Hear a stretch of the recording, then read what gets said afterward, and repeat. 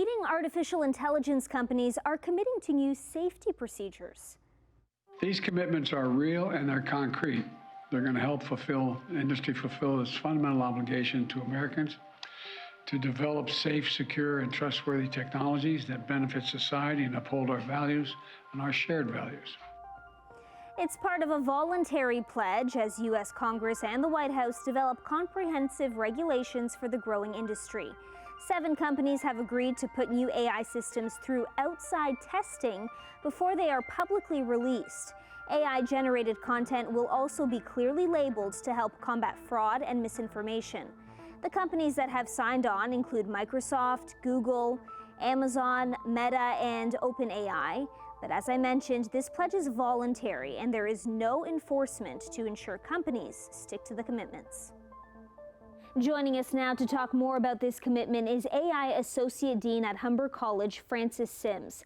Francis, what do these commitments from these huge tech companies look like, and what will they have to share regarding their AI technology? Yeah, recently, a number of companies, including Microsoft, Google, Facebook, or Meta, and OpenAI signed a voluntary commitment to focus on 3 things with respect to AI.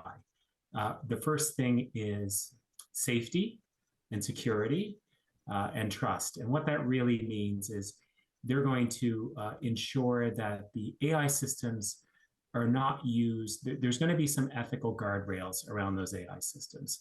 They're going to prevent them from being used to create things like malicious software or to attack vulnerable populations. From a trust perspective, they're going to ensure that these systems do not discriminate, or they're going to try to remove bias as much as possible.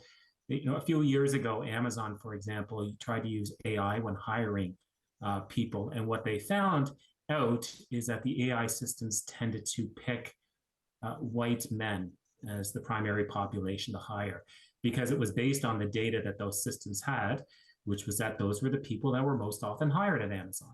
So there's been a pledge by these companies to try to remove bias. Also, from a security perspective, they're going to try to ensure that these systems are not used by other people to do these nefarious purposes. They're going to not do it themselves, but they're going to also try to prevent people licensing those systems. Do you think these commitments to be more transparent about AI are even necessary? Absolutely, they are necessary. In fact, the European Union has a bill that they started in 2021 called the Artificial Intelligence Act, where they even go a step further. They legislate what you're allowed to use AI for and what you're not allowed to use AI for. For example, in their bill, you're not allowed to use AI to do real-time profiling or biometric identification.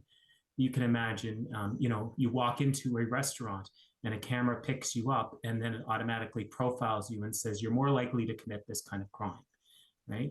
The European Union is saying you're not allowed to do that, that that's against basically the law. And if you break that, then you can face penalties of like 30 million euros and up, right?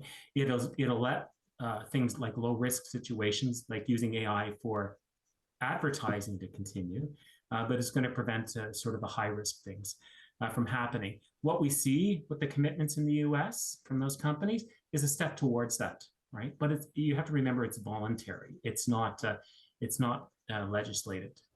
Do you think this will slow down the advancement of AI? I think what we'll see is we'll see a slowdown in how it's used, but they're going to continue doing that investment and continue to build those systems, and they're going to get more and more sophisticated over time. We know that they're going to be used for defense purposes. And that's a requirement because other countries around the world are using it for defense purposes. So the investment there is going to continue. In that pledge, they talk about continuing the investment and the advancement for healthcare. And for situations where we deem it ethical to use AI for. So that research and development will continue in the background. It's just the guardrails will prevent those things hopefully being used for nefarious purposes.